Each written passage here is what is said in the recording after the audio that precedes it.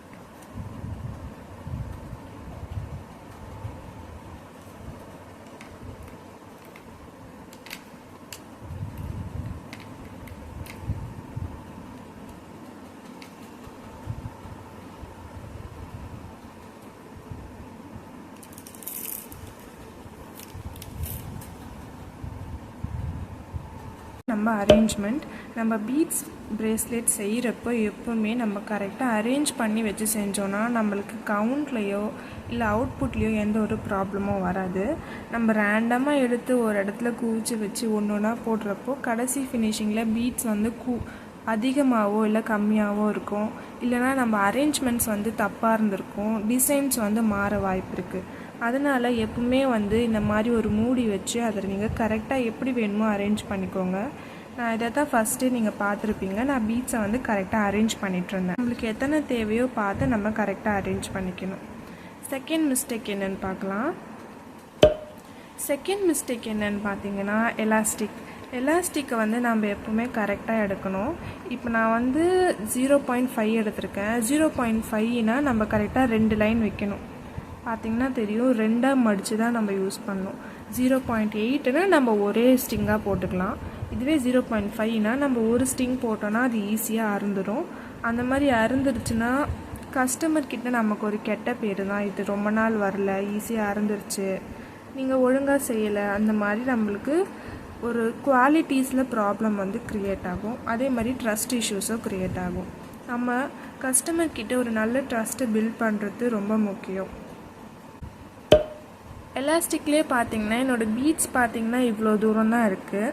But elastic வந்து நான் அதை விட அதிகமாக எடுத்து வச்சுருக்கேன். 2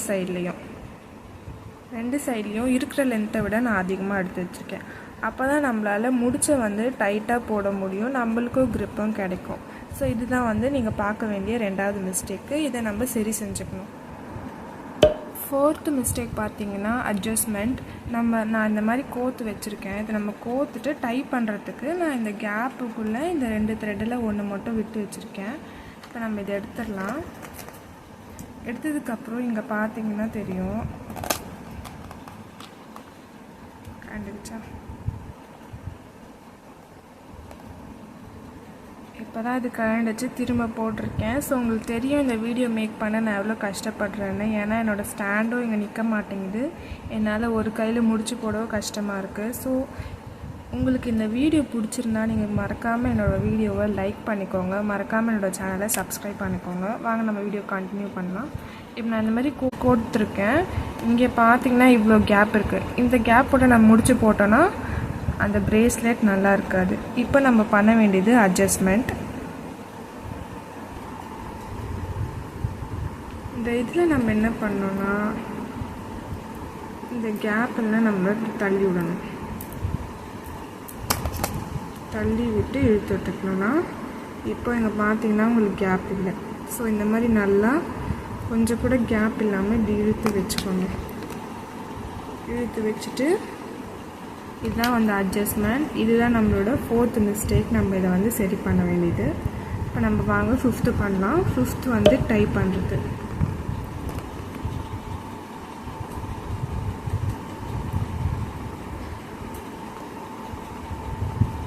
இந்த த்ரெட்டை நான் இப்படி மடித்து வச்சுருக்கேன். மடிச்சுட்டு இதை இதுக்குள்ளே விட்டுக்கிறேன். அண்ட் இதை எப்படி வெளியிலேருந்து உள்பக்கமாக விட்டு எடுத்து நான் டைட் பண்ணிக்கிறேன்.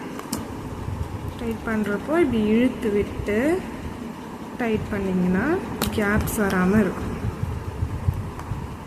ஸோ இந்த மாதிரி நம்ம இழுத்துட்டு பார்த்திங்களா எவ்வளோ தூரம் கேப் இப்படி இழுத்து விடணும். இதுதான் வந்து டைங் டெக்னிக்.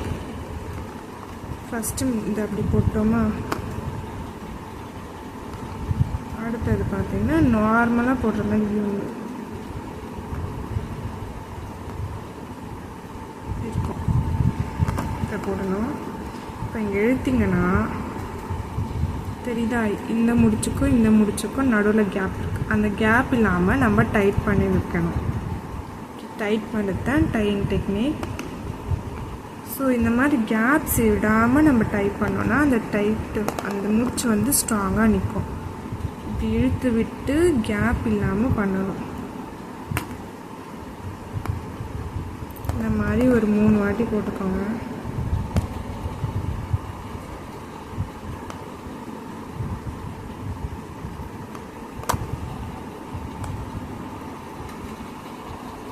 சரிதான், இப்படி இருக்கிறத நான் அப்படி திரும்பி இழுத்து விட்டுருக்கேன். நல்லா டைட் ஆனதுக்கப்புறம் நான் முடிச்சு. ஸோ டைப் பண்ணுறத நம்ம டைட்டாக பண்ணணும். இங்கே நடுவில் ஒரு முடிச்சுக்கும் இன்னொரு முடிச்சுக்கும் நடுவில் கேப் இருக்கக்கூடாது. இப்போ நான் இதை கட் பண்ணிக்கிறேன். கொஞ்சம் கேப் விட்டே கட் பண்ணிக்கலாம்.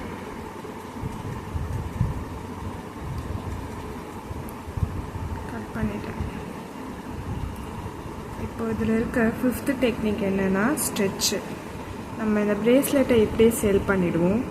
அவங்க இப்படி டக்குன்னு வேகமாக போடுறப்போ அது என்ன ஆகும்னா அறுந்துடும். ஸோ நம்ம இதை கொஞ்சம் ஸ்ட்ரெச் பண்ணிக்கணும். இப்படி ஸ்ட்ரெச் பண்ணுறப்போ நீங்கள் இந்த நாட் இருக்குல்ல, இது கட் பண்ணுறதுக்கு முன்னாடியே ஸ்ட்ரெச் பண்ணிக்கோங்க. ஏன்னா இப்படி ஸ்ட்ரெச் பண்ணுறப்போ கொஞ்சம் இது லூஸ் விடும். அப்போ இந்த முடிச்சுமே வந்து எக்ஸ்ட்ரா எலாஸ்டிக் தேவைப்பட்டுச்சுன்னா அது எடுத்துக்கும். ஸோ நீங்கள் கட் பண்ணுறதுக்கு முன்னாடி வந்து ஸ்ட்ரெச் பண்ணிக்கோங்க. நான் கட் பண்ணிட்டேன் தெரியாதனமா.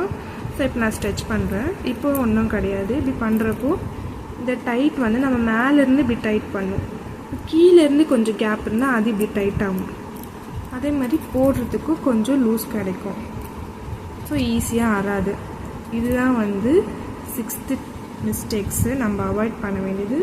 இதை நம்ம இப்படி ஸ்ட்ரெச் பண்ணாமல் பேக்கிங் பண்ண வேண்டாம். இதை நம்ம கொஞ்சம் ஸ்ட்ரெச் பண்ணோன்னா இது நம்மளுக்கு ஒரு நல்ல டிப்பாக இருக்கும். நம்ம எல்லாருமே நம்ம ஹேண்டில் பண்ண மாதிரி கேர்ஃபுல்லாக பண்ண மாட்டாங்க. வேகமாக போடுவாங்க. அப்போ டக்குன்னு ஆறாமல் இருக்கும்.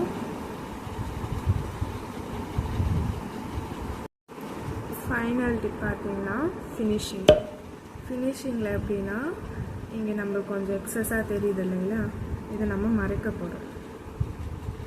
இழுத்து விட்டு இந்த பீட்ஸ் கேப்புக்குள்ளே இப்போ பார்த்தீங்கன்னா உங்களுக்கு அந்த முடிச்சு போட்டதே தெரியாது. ஏன்னா இது இந்த பீட்ஸ்க்கு உள்ளே இருக்குது. தெரியுதா, இது வந்து உள்ளே இருக்குது.